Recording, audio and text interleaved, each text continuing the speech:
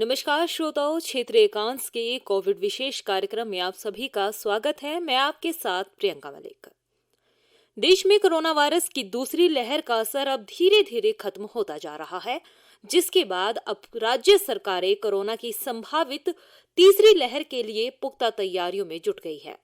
Corona रोकथाम के लिए लगाए गए कोविड कर्फ्यू के बाद संक्रमण में काफी गिरावट आई है, लेकिन पूर्ण रूप से फिलहाल स्थिति पर काबू नहीं पाया जा सका है।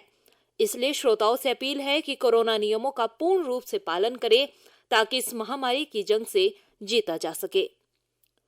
श्रोताओं, प्रधानमंत्री नरेंद्र मोदी ने मन की बात कार्यक्रम में अपने विचार साझा किए हैं। तो आइए सुनते हैं प्रधानमंत्री नरेंद्र मोदी ने कोरोना महामारी को लेकर क्या खास जानकारी दी है।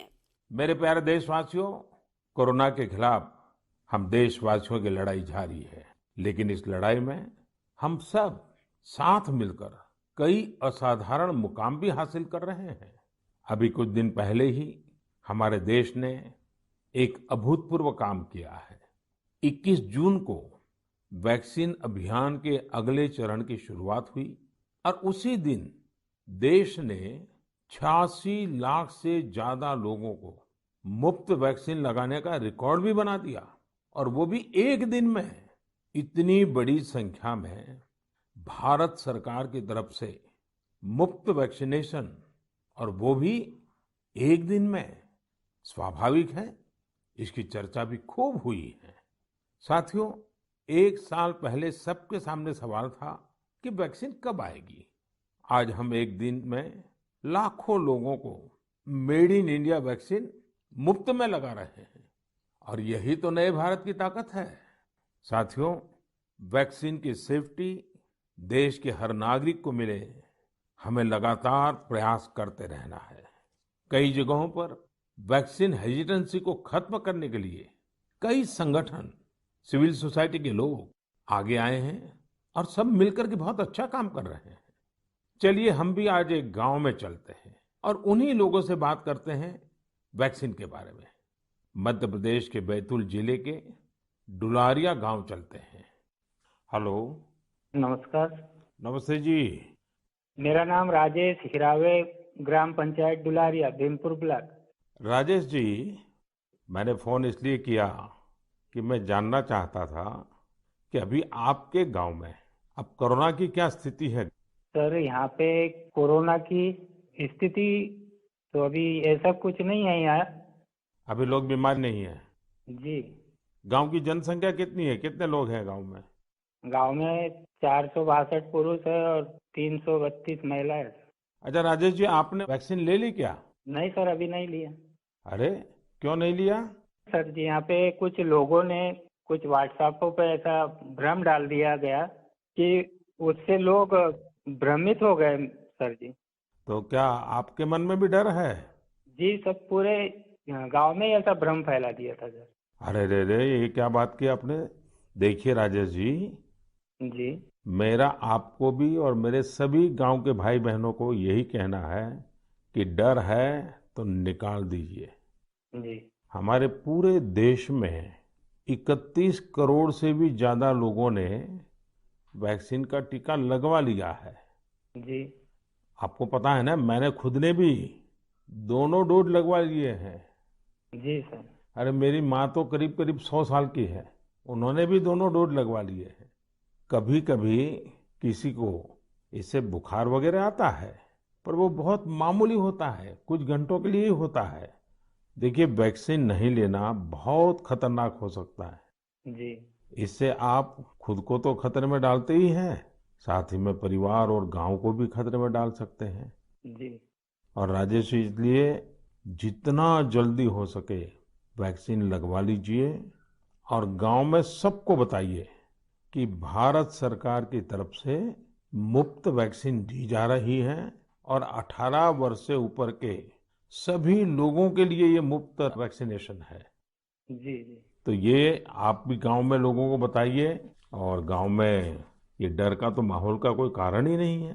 कारण यही सर, कुछ लोगों ने ऐसी गलत अफवाह फैला दी जिससे लोग बहुत ही भयभीत हो गए। उसका उदाहरण देते, जैसा उस वैक्सीन को लगाने से बुखार आना, बुखार से और बीमारी फैल जाना, मतलब आदमी की मौत हो जाना, यहाँ तक के वो अफवाह फैलाई।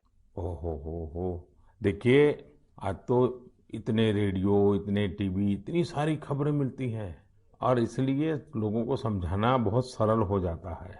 और देखिए, मैं आपको बताऊं, भारत के अनेक गांव ऐसे हैं जहां सभी लोग वैक्सीन लगवा चुके हैं, यानी गांव के 100% लोग।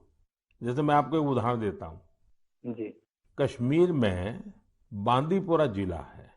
इस बांदीपुरा जिले में एक व्यवन गांव के लोगों ने मिलकर 100% 100% वैक्सीन का लक्ष्य बनाया और उसे पूरा भी कर दिया। आज कश्मीर के इस गांव के 18 साल से ऊपर के सभी लोग टीका लगवा चुके हैं। नागालैंड के भी 3 गांवों के बारे में मुझे पता चला कि वहां भी सभी लोगों ने 100% 100% टीका लगवा लिया है। जी जी। राजेश जी, आपको भी अपने गांव, अपने आसपास के गांव में ये बात पहुंचानी चाहिए। और आप भी जैसे कहते हैं, ये भ्रम है, बस ये भ्रम ही है। जी जी। तो भ्रम का जवाब यही है कि आपको खुद को टीका लगा करके समझाना पड़ेगा सबको। करेंगे ना आप? जी सर। पक्का करेंगे? जी सर, जी सर, आपसे बात करने से मुझे ऐसा लगा कि मैं खुद भी टीका लगाऊंगा और लोगों को इसके बारे में आगे बढ़ाऊंगा। अच्छा, गांव में और भी कोई है जिनसे मैं बात कर सकता हूँ? जी है सर। कौन बात करेगा? हेलो सर, नमस्कार। नमस्ते जी, कौन बोल रहे हैं? मेरा नाम है किशोरीलाल धुर्वे। तो किशोरीलाल जी, अभी राजेश जी से बात हो रही थी जी सर। और वो तो बड़े दुखी होकर के भी बता रहे थे कि वैक्सीन को लेकर लोग अलग अलग बातें करते हैं। जी। आपने भी ऐसा सुना है क्या? हाँ, सुना तो हूँ सर वैसा। क्या सुना है?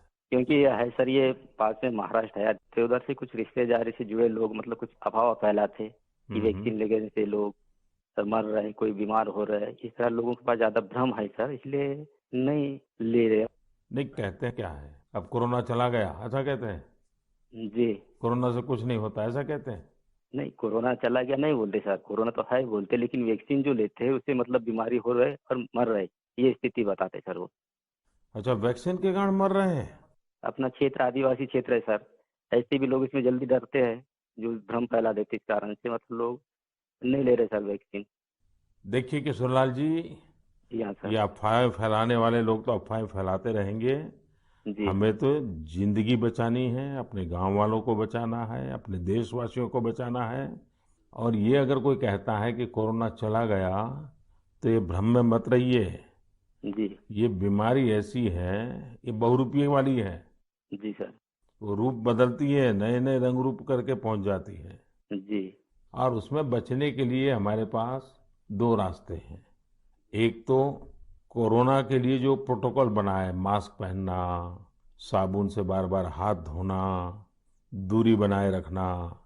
और दूसरा रास्ता है, इसके साथ साथ वैक्सीन का टीका लगवाना। वो भी एक अच्छा सुरक्षा कवच है, तो उसकी चिंता करिए। जी। अच्छा किशोरलाल जी, ये बताइए, जी सर। जब लोग आपसे बातें करते तो आप कैसे समझाते हैं लोगों को? आप समझाने का काम करते हैं कि आप भी अफवाह में आ जाते हैं? अरे समझाए क्या, वो लोग ज्यादा हो जाते सर, तो हम भी भयभीत में आ जाते ना सर। देखिए किशोरलाल जी, मेरी आपसे बात हुई है, आज आप मेरे साथी हैं। जी सर। आपको डरना नहीं है और लोगों के डर को भी निकालना है। निकालोगे? जी, निकालेंगे सर, लोगों के डर को भी निकालेंगे सर, मैं स्वयं भी खुद लगाऊंगा। देखिए, अफवाहों पर बिल्कुल ध्यान न दें। जी। आप जानते हैं हमारे वैज्ञानिकों ने कितनी मेहनत करके वैक्सीन बनाई है। जी सर। साल भर रात दिन इतने बड़े बड़े वैज्ञानिकों ने काम किया है।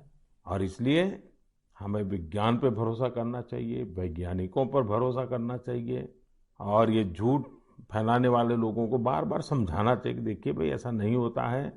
इतने लोगों ने वैक्सीन ले लिया है, कुछ नहीं होता है। जी। और अफवाहों से बहुत बच करके रहना चाहिए, गांव को भी बचाना चाहिए।